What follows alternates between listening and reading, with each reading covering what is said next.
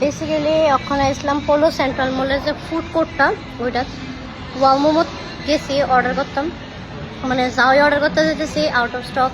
মালাই কুলফি নাই, তারপরে ফ্রেশ মোমো একটা আসলো, ওইটাও অ্যাভেলেবেল নাই, কোনো কিছু অ্যাভেলেবেল নাই।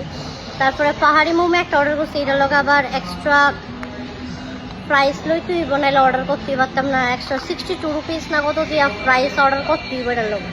ডিসপ্লে কিন্তু শো করতেছে না, বাট তারার কত হয়েছে এটা করতেইব।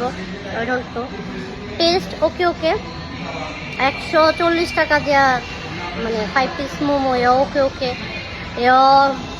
তারার সার্ভিস আমি কি কইতাম, যাওই কইতাছি অ্যাভেলেবেল নাই, দেন বার্গার অ্যাভেলেবেল নাই, অনেক কিছু অ্যাভেলেবেল নাই। তো এটা একটু আমার ডিসঅ্যাপয়েন্ট লাগছে তারার এই জিনিসটা, বাট কী করুন যে অনেক খাই, অর্ডার করছি, ট্রাই করার ইচ্ছা আসলো, তো এটাই। তো চলো টাটা।